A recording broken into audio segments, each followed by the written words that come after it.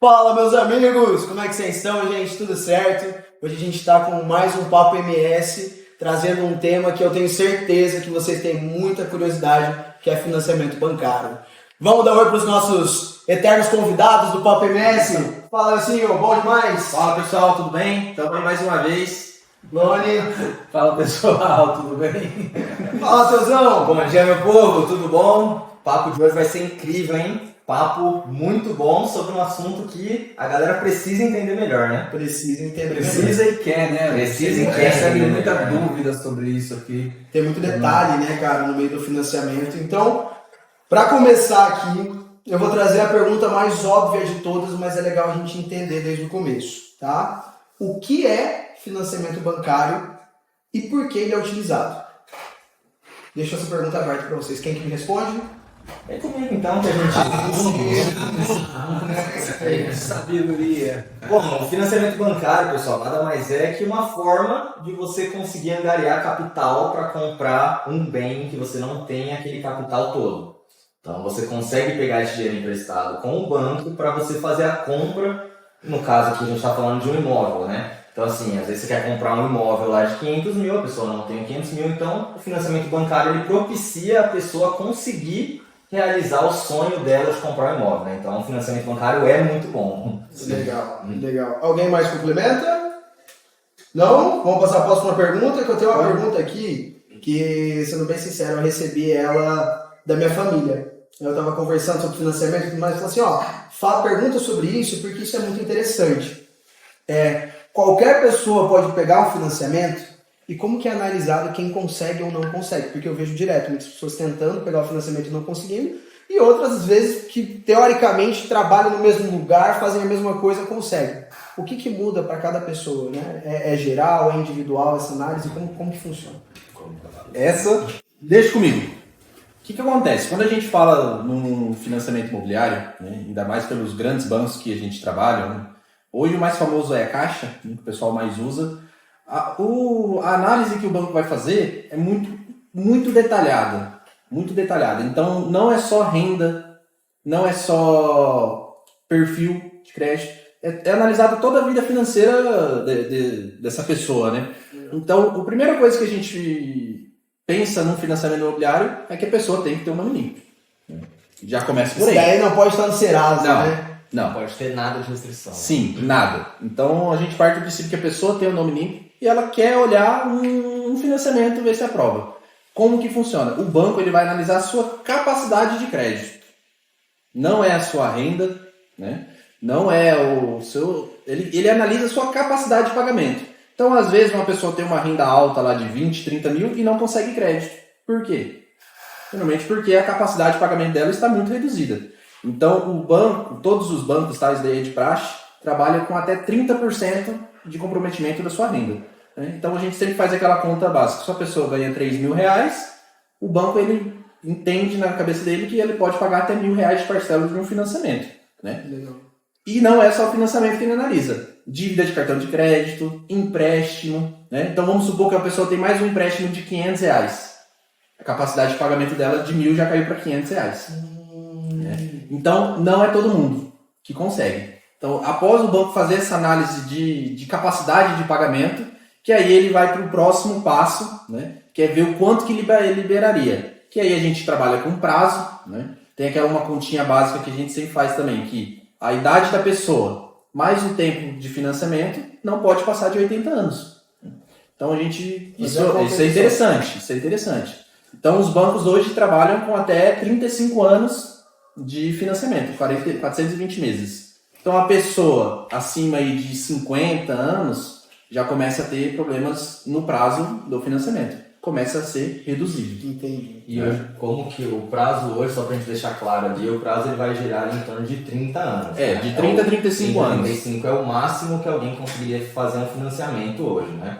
Então a Caixa, não só a Caixa, mas a maioria dos bancos eles entendem todos os bancos. Que o limite máximo ali que a pessoa tem para financiar é até 80 anos. Ou seja, a pessoa passou dos 50, cada um ano vai tirando um ano do prazo. Então se ela tem 60 anos, ela tem 20 anos só de prazo. Isso é até uma parte legal pra gente comentar depois, na hora que a gente for falar de somar a renda, né? Que isso aí e influencia muito. O prazo do financiamento influencia diretamente no valor da parcela, né? E o valor da parcela influencia totalmente na capacidade de pagamento da pessoa. Né? Então, a pessoa mais velha acaba que exige ter muito mais renda para financiar o mesmo imóvel que uma pessoa mais jovem, às vezes, consegue mais prazo. Ou muito mais entrada, né? Ou muito daí mais entrada. Você é uma balança, você compensa de um lado, ou aumenta muito a parcela, ou aumenta mais a entrada. Sempre tem esses dois contrapesos no processo de financiamento. Tem uma pergunta que, né, todas as vezes que eu atendo, as pessoas me perguntam e tem muita dúvida.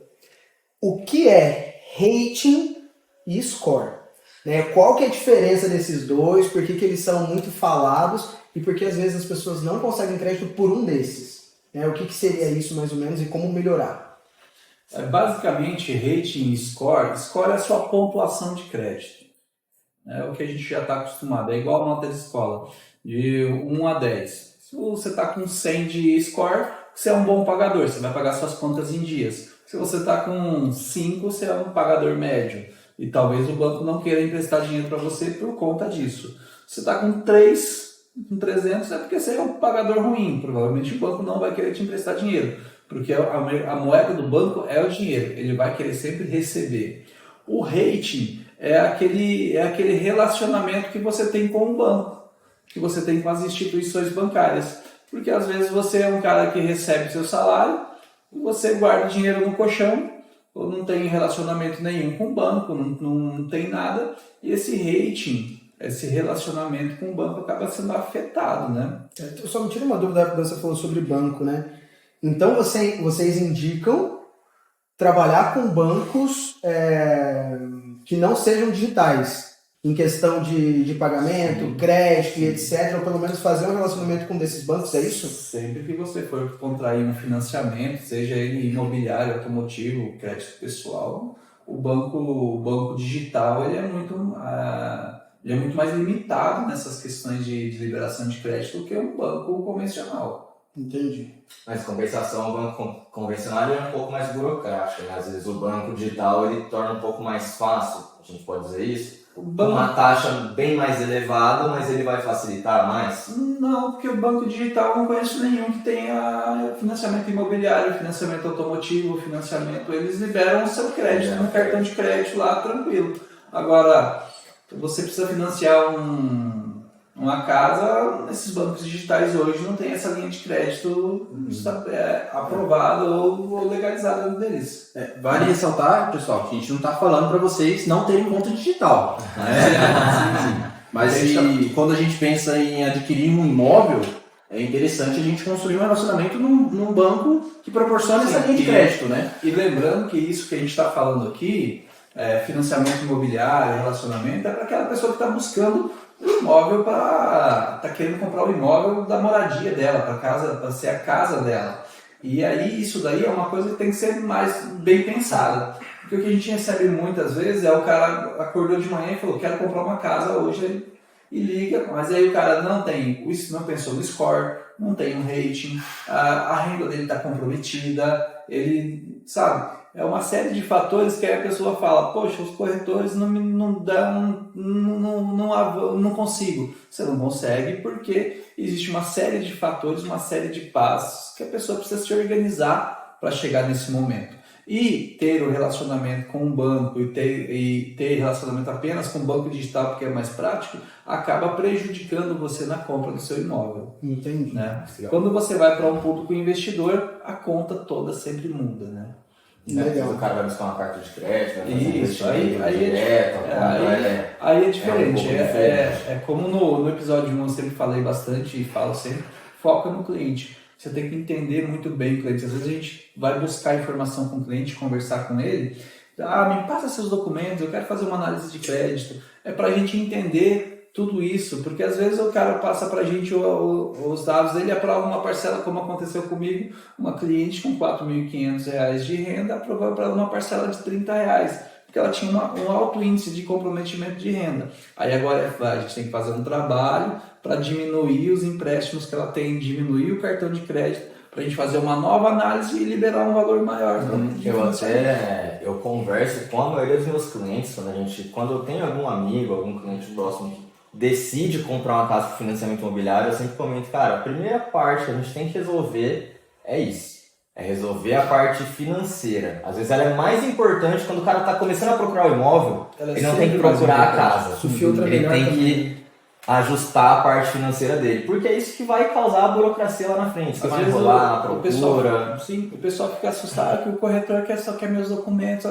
É porque essa é a parte, porque não adianta a gente ir levar você no melhor imóvel, você ir lá se apaixonar, querer comprar um imóvel, se quando a gente chega na parte financeira, a gente não consegue realizar. É muito mais importante a gente ajustar a parte financeira, e aqui a FTX e nós corretores aqui, a gente dá todo esse suporte para poder alinhar isso, para que quando você visite a casa, você já visite a casa com a sua expectativa alinhada, com a sua capacidade de crédito alinhado, com tudo alinhado. E né? uma coisa legal também é que assim, não existe milagre. Né? Quando chega alguém falando assim, não, você vai comprar sem nada de entrada, claro, existem alguns casos específicos, vou perguntar para vocês depois, mas não tem aquela coisa de você saber uma análise de fato, uma simulação de fato ali com o banco, sem você ter uma documentação realmente para entender aquilo, né? Porque isso é uma coisa comum, eu já vi, né? Isso quando eu não estava no mercado imobiliário ainda, mas uma pessoa falou assim, não, você consegue comprar.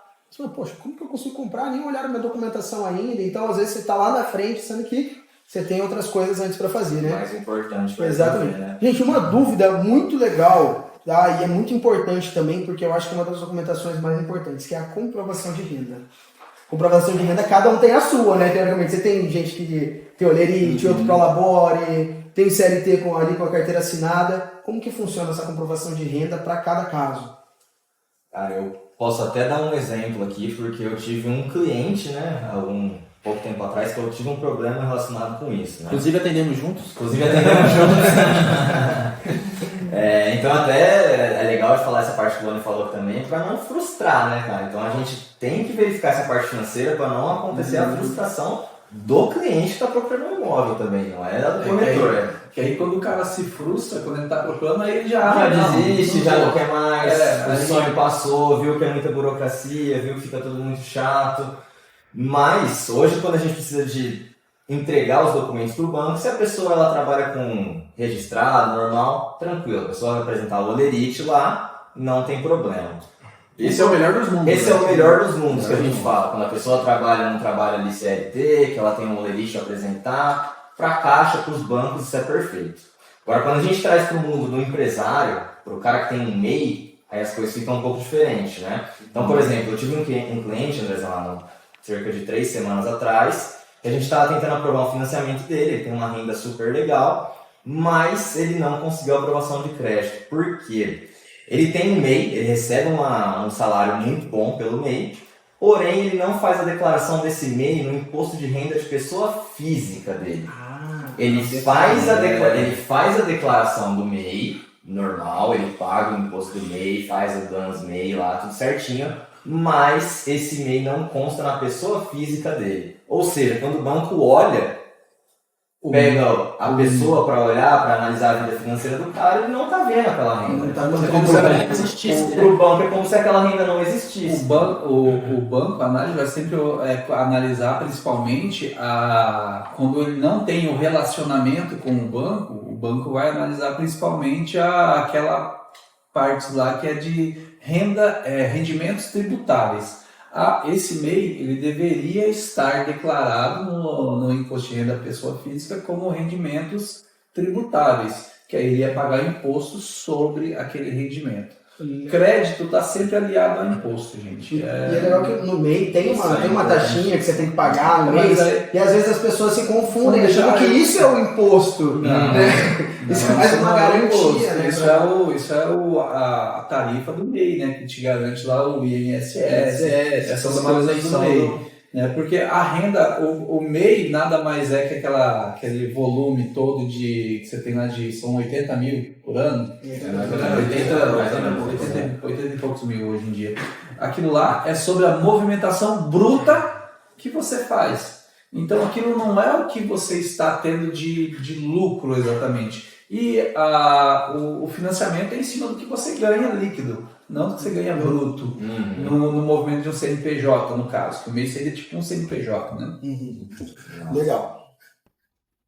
E agora a gente vai falar um pouco de uma dúvida que eu tenho certeza que você que já pesquisou financiamento aí no Google, né, em alguma plataforma, YouTube, já chegou a ouvir falar e a gente tem bastante dúvida. Tabelas de financiamento, saque, price, conta pra gente. Vamos lá. Ele gosta de Antes da gente falar se vale a pena ou não, eu acho interessante a gente explicar as diferenças, né, de Legal. cada uma e aí deixar pro cliente, né, para a pessoa que for abrir o financiamento, analisar certinho para ver que cabe nela. Vamos lá, a SAC, Sistema de Amortização Constante. O que isso significa? Significa que todo mês, resumindo, tá, gente? Que todo mês vai amortizar o mesmo valor do seu saldo devedor por mês. Legal. Todo mês, durante todo o financiamento. Então, se você tem um financiamento de 35 anos, por exemplo, e sua parcela é R$1.000, vamos supor que ela amortiza 300 por mês. Vai amortizar R$300 por mês durante todo o período do financiamento, os 30 ou 35 anos. Né? E o banco, o que ele faz? Ele joga uma parte maior dos juros no começo. Então, quando a gente olha geralmente a tabela SAC, ela começa com a parcela maior, né, que você paga a maior parte dos juros no começo, e o sistema de amortização vai se mantendo perene durante todo o período. Então, por isso que mais próximo do final do financiamento, vai passando os anos, a sua parcela vai caindo, vai diminuindo. Legal. Né? Esse é um ponto, SAC. A price é o sistema de amortização francesa. O que significa? Significa que a sua parcela, tá? Não é parcela de amortização ou dos juros, a sua parcela total vai se manter constante durante todo o período de financiamento. Né? E aí, conforme igualmente a SAC, o banco vai jogar a maior parte dos juros no começo. Isso significa que no começo do seu financiamento você vai pagar praticamente só juros. E a amortização vai se ter mais próximo do final do financiamento. Né? Então, por isso que as pessoas preferem ele quando a gente pensa em amortizar de trás para frente. Né? Entendi. Essa geralmente é a diferença. Cara, esse é um assunto legal de ter uma conversa assim bem individual com o cliente para entender realmente o que vai atender, né, e fazer projeção, né, cara? Sempre foco no cliente, entender qual que é a demanda e qual que é a necessidade e o que o cara pensa. Porque às vezes é um casal jovem que está comprando o primeiro imóvel e que pensa em daqui a pouco como você acabou de fechar um negócio com um casal que comprou uma casa, um imóvel bem em conta, com um financiamento incrível, que é descontado, é muito, muito fácil o pagamento desse primeiro imóvel. Só que agora eles já estão em outra fase de vida e estão comprando um outro imóvel. E que para eles não vai nem valer a pena se desfazer do primeiro imóvel. Então eles estão alavancando patrimônio, estão comprando mais coisa. Porque tomaram uma escolha muito boa no início, no primeiro imóvel, e agora no segundo imóvel, a consultoria do Elcinho Guedes. Vale ressaltar desse cliente que o Luan está falando. O primeiro imóvel deles que eles compraram na época que a renda não estava tão alta foi na tabela SAC. Né? E aí já tem mais ou menos uns 5 a 10 anos que eles têm esse imóvel. Agora o segundo imóvel, eu aconselhei eles a fechar na tabela Price. Né? Por conta que a parcela deles ficou bem menor. E também eles pensam em acumular, como eles recebem PLR anualmente, eles pensam em todo ano aportar um valor alto. Né? Então, na consultoria, a gente decidiu que a price para eles ficar bem melhor. Legal, eles vão utilizar o financiamento aí para dar saltos maiores ao longo da vida, né? Exatamente. Lembrando que os imóveis no Brasil, essa questão do financiamento, em média, os imóveis são quitados, apesar de a gente falar do prazo de até 420 meses, hoje a gente está falando entre 10 e 15 anos, de fato, por conta dessas vantagens das tabelas. Legal. Né? Como você faz uma pesquisa bem interessante, bem inteligente sobre o seu projeto, você acaba conseguindo quitar o seu imóvel muito mais rápido. Legal. E agora eu vou mandar uma pergunta pro Mateusão, porque vocês dois comentaram agora primeiro imóvel, e aquilo me gerou uma dúvida. Minha casa, minha vida. Como que funciona? É só no primeiro imóvel? Não é só no primeiro imóvel? Por que que isso é uma política também do governo de conseguir movimentar o mercado, melhorar a questão de empregos e tudo mais? Por que chama muita atenção de uma pessoa decidir comprar pelo Minha Casa Minha Vida e como que faz para ela conseguir comprar pelo Minha Casa Minha Vida? Legal. Cara, eu acho que pra gente começar a falar do Minha Casa Minha Vida, a primeira coisa, o que geralmente as pessoas têm dificuldade quando vão comprar a casa? Entrada.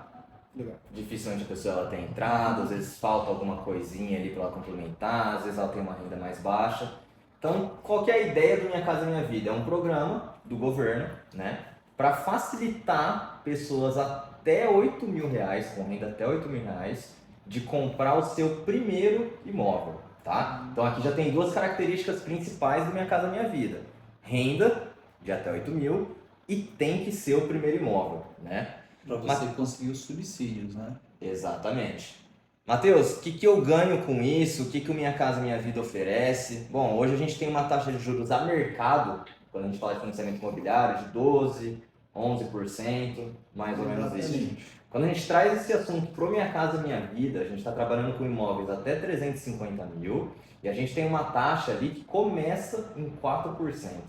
O quê? E vai até 8%, 9%. Então, assim, a gente tem uma taxa de juros muito mais atrativa do que o financiamento normal. Já começa por aí.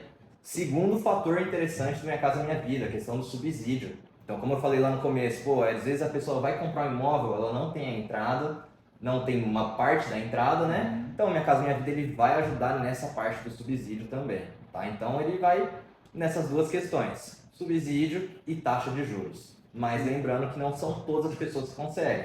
Tem que ter uma renda enquadrada até 8.000 e tem que ser o primeiro imóvel. E tem que ser até 350. E tem que ser até 350 mil.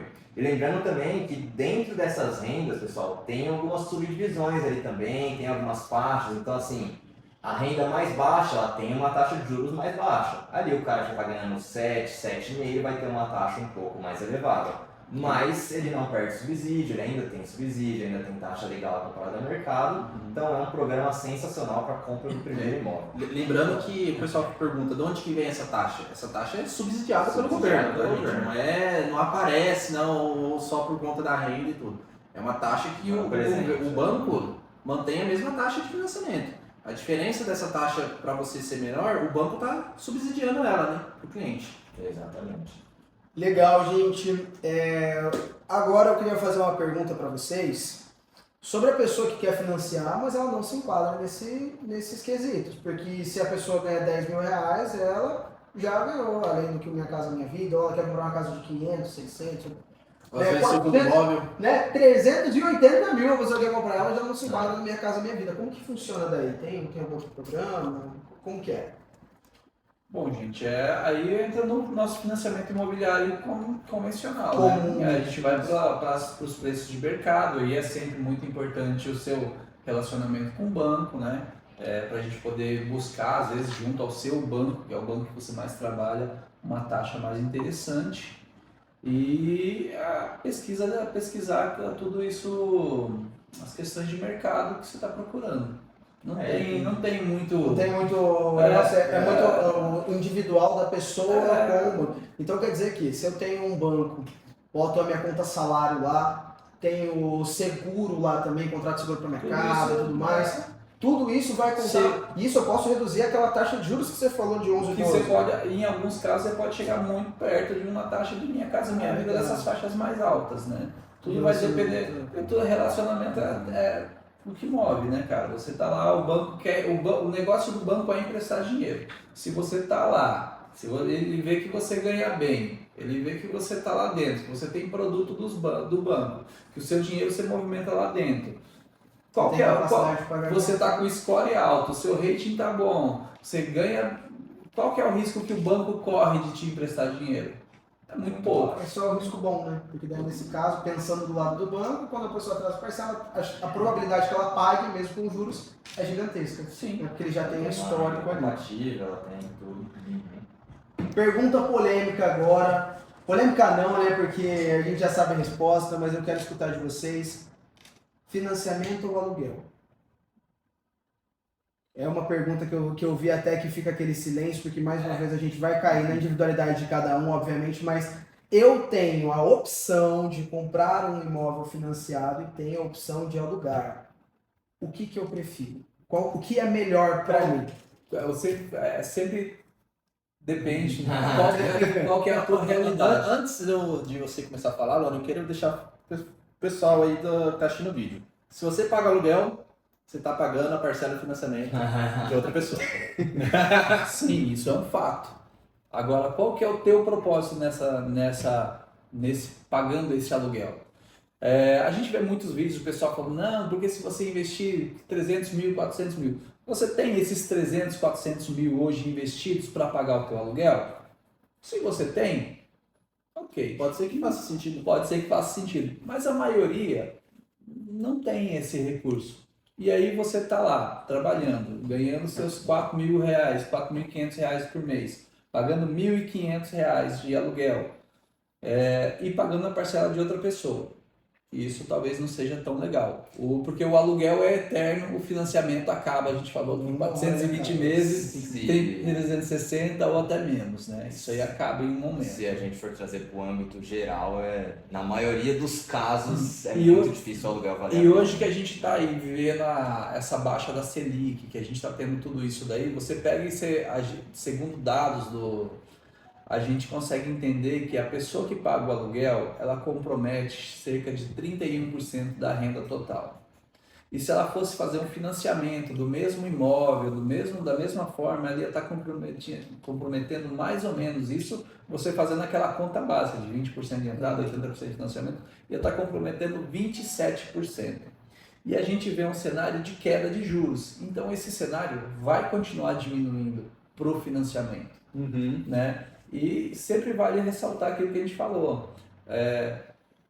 Quem está falando para você não comprar um imóvel ou continuar pagando aluguel, até é meme até isso. Tem imóvel alugado. Tem 10 imóveis Tem 10 alugados. imóveis alugados e está pagando a parcela de financiamento do seu aluguel. O cara é rico em 3 continentes. Não é uma coisa normal. Eu acho, vale ressaltar também, o pessoal fala, mas o juros está alto, Pessoal, o financiamento imobiliário, você tem a opção de fazer a portabilidade de crédito depois. Quando a gente vê uma Selic mais baixa ou uma taxa mais baixa, eu posso fazer a portabilidade do meu financiamento para outro banco, para uma taxa melhor.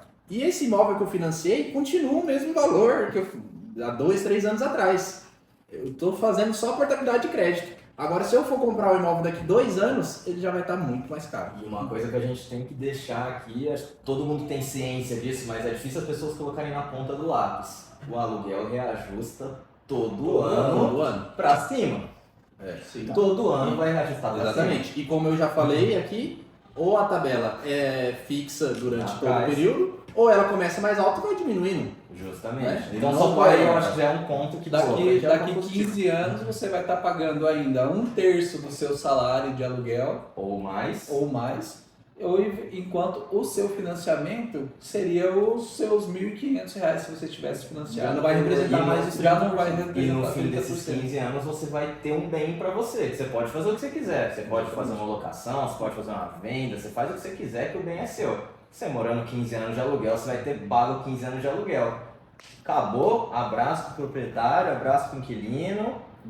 Tanto é que a gente tem um movimento forte hoje, né, de investidores, pessoas mais jovens hoje que compram imóveis na planta, exatamente pensando nesse público que vai alugar, né? E eles sabem que é uma demanda que nunca vai acabar. Então, deixa eu só entender também um ponto aqui e perguntar a opinião de vocês, né? E eu acho que isso aqui também acaba corroborando com o argumento que vocês estão passando.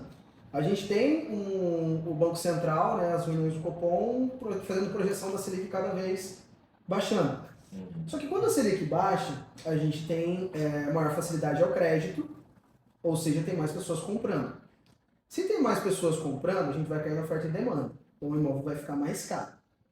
Ou seja, você fica naquela coisa. Eu compro agora com a taxa baixa, com o imóvel mais caro. Quer dizer, eu compro depois com a taxa mais baixa com o imóvel mais caro, ou compro agora o imóvel mais barato com a taxa mais alta? E você acabou de citar que existe esse sistema de portabilidade.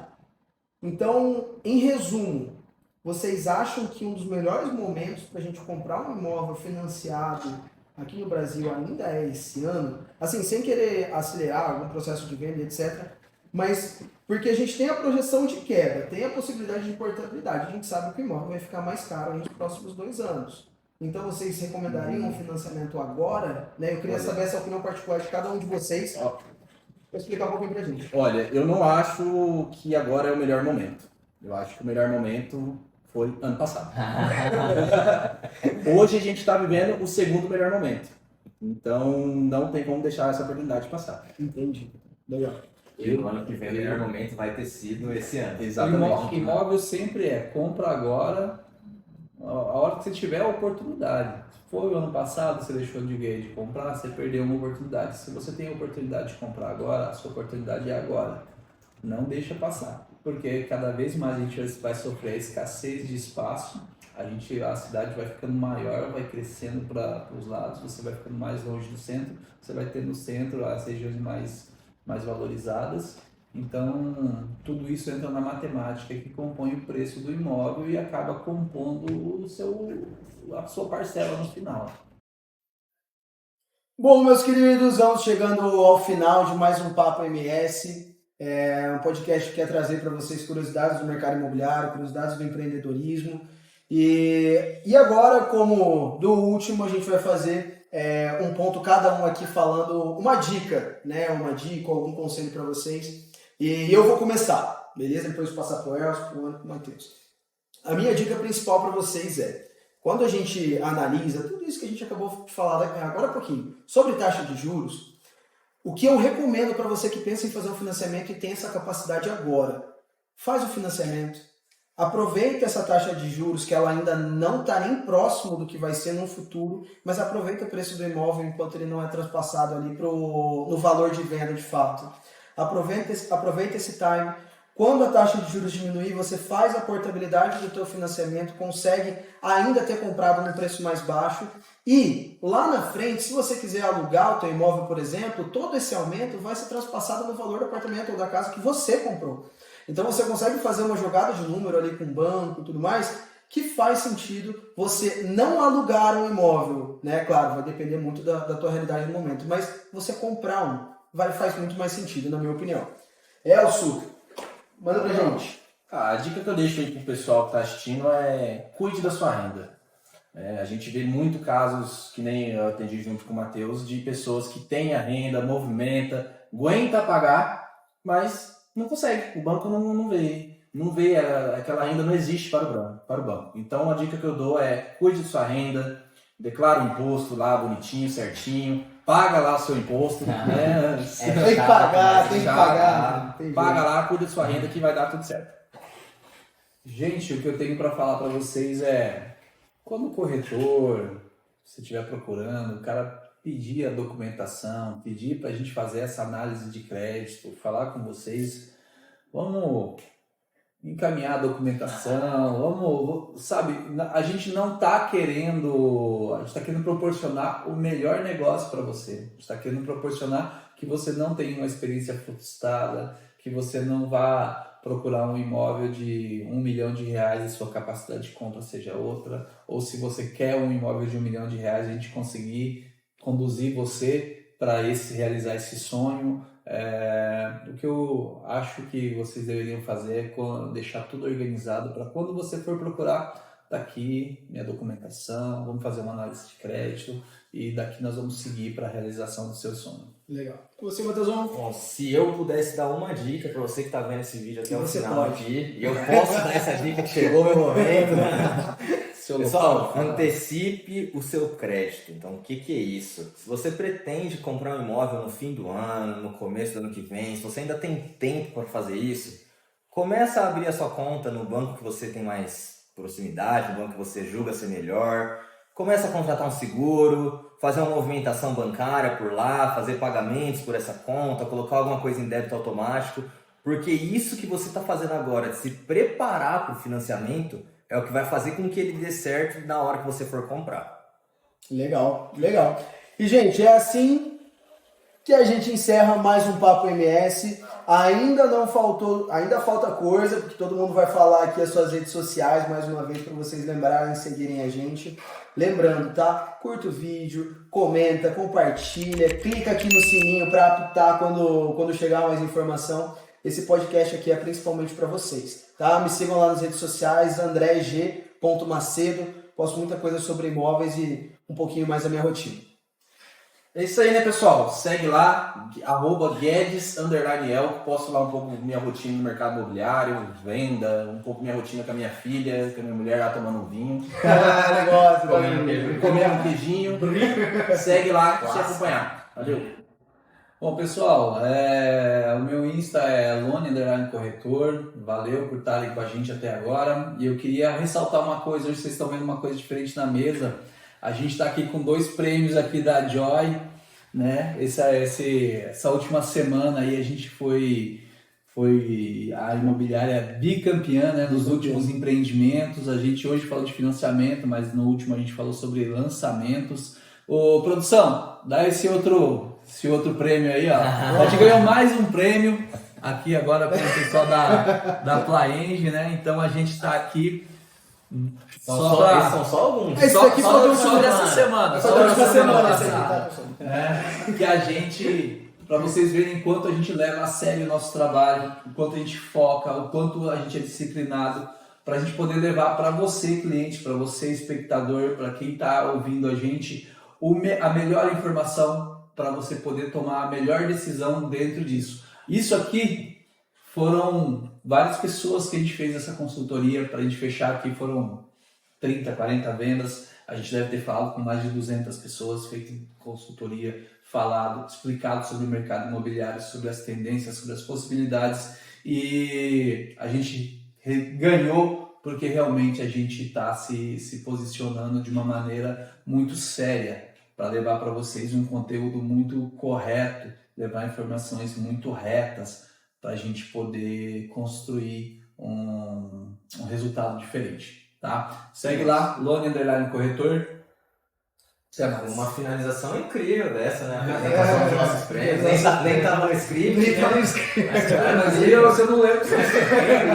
Fala aí, Matheus, qual que é teu Rapaziada, link? muito obrigado por mais um episódio, né, do Papo MS. Espero que vocês estejam gostando. Como o Andrezão falou, né, comentem muito aí pra gente saber o que a gente precisa melhorar. Mandem perguntas, venham tomar um café conosco. Sugestão de temas. Sugestão de temas, muito importante, né?